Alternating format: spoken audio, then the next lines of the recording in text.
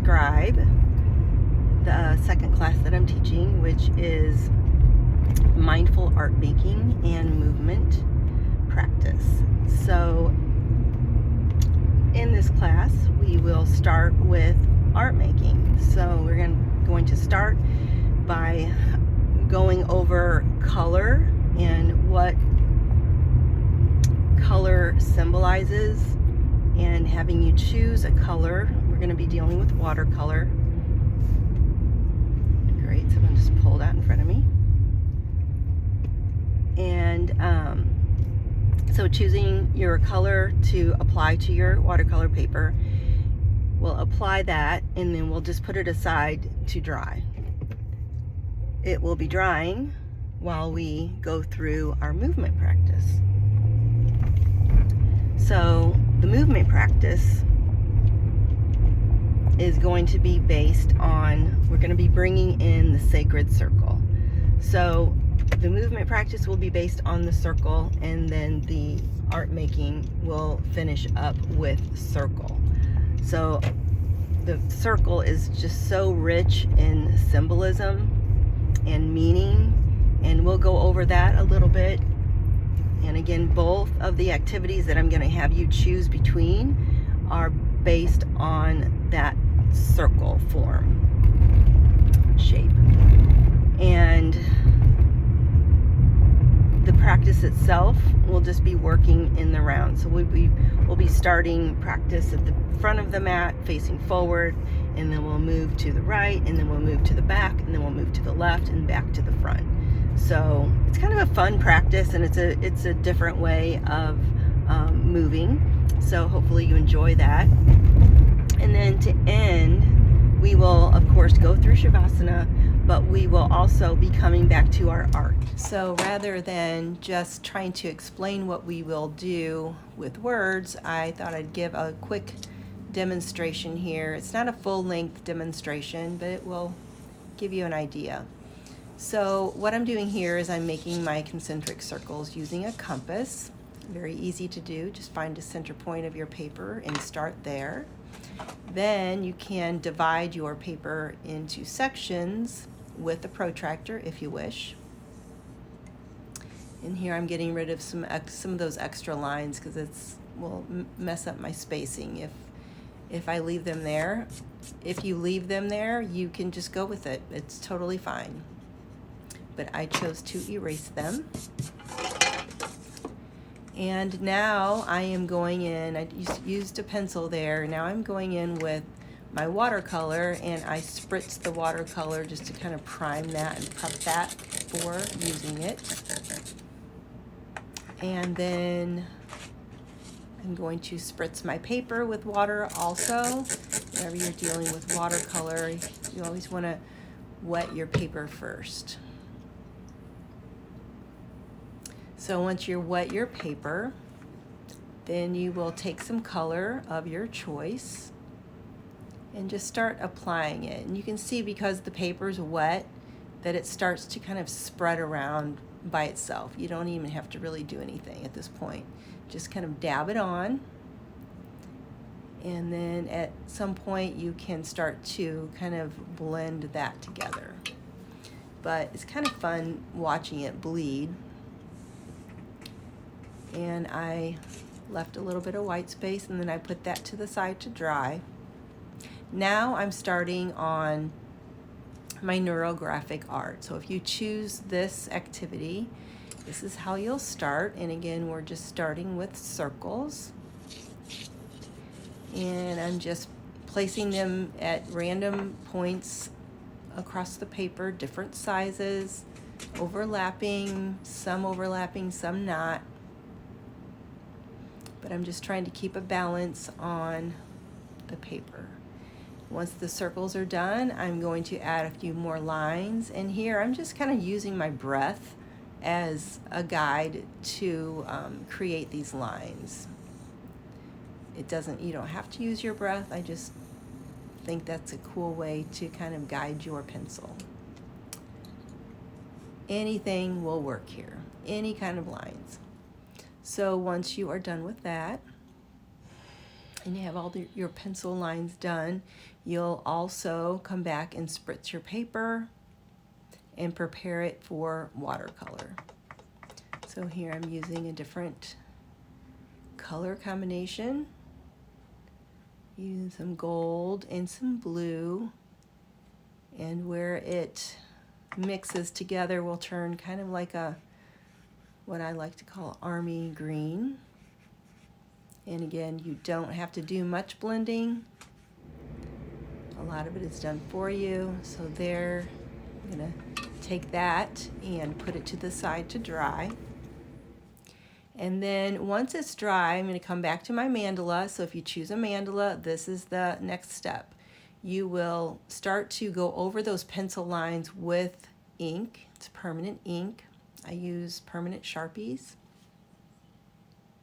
And I'm just using black here. You could use other colors if you'd like, but I will have black the day of the practice.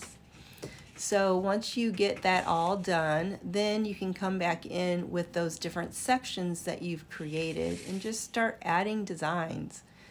It's kind of hard for me to come up with ideas for these designs sometimes, although they're just lines. Sometimes I just look at examples. I'll see patterns in fabric. I'll see patterns on a coffee cup, or sometimes I actually Google shapes and forms for mandalas so I can get some ideas. So again, this does not have to be perfect. The fact that it is repetitive, it really covers a lot of the flaws, and none of this is perfect that I'm doing right here. My hands were a little bit shaky, and it doesn't matter, because once I have it all together, all of those repetitive marks going around, it all comes together. And you will just add lines until you're satisfied with what it looks like and move on. And you probably won't finish this that day, but you can always come back to it. And now if you are doing the neurographic art, this shows the next step, which is again going over the pencil lines with a black Sharpie. Then you'll come back in and look for any of the areas where you see a sharp edge or a sharp corner. So anywhere where you see that sharp corner, you're going to round it out. So if you think about a triangle, at each of those points where you have that sharp angle, you would round that out so that you have no straight lines. Everything's going to be curved because you're rounding out all of those sharp edges. And you just continue to do that throughout the entire piece. And sometimes it's kind of like a little game of search and find, trying to pinpoint all of the little areas that you may have missed. It's very relaxing, no thinking involved, and it's pretty satisfying seeing it come together.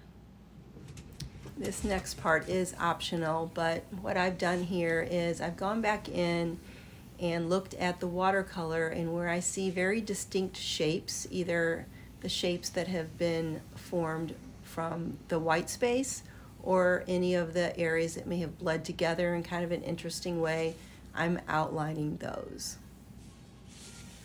And what you'll want to remember here is just to try to keep that balance. So don't do that same thing on just one side. Make sure you spread it out and get a sense of balance. And that is what you will end up with. And you could leave it here, stop, and just that in itself looks pretty cool. Or you could go back in and start to fill some of those spaces with more lines and more different combinations of lines. Kind of like a Zentangle. If you've ever done a Zentangle, you're going to fill different spaces with different patterns. And again, keep the balance. Don't fill spaces on one side without filling any spaces on the other side, or the top or the bottom. Keep that balance going. And you can fill as much of those spaces as you'd like. And when you feel satisfied, you can be finished, or you can just keep it to the side for days when you have more time and you'd like to add more to it. That's the great thing about both of these exercises. You can always add to them. So you can see here with my mandala, I stopped at that point, but I can always come back to it. And this shows you a finished mandala that I did a few years ago, all filled in. So this is just a quick demonstration of what those activities will be like. That is class number 2. So hopefully that's a great way for you to just come back to yourself, get some creativity in before the very end of the festival. And I would highly suggest to go check out the schedule, because there are so many things being offered over that 4-day period. So it starts Thursday, it ends Sunday. And we've got people coming in, or not we, Kathy has people coming in from all over the country. And it's going to be so much to choose from. And I'm sure something else will resonate with you. Hopefully you'll take my classes, but also check out the other ones. And I will put the link to the sign up on this post. I'll be sure to, I'm going to post this in sections, so I will be sure to post it each time I put something out there. Okay? All right, that's all I have. Hope to see you then.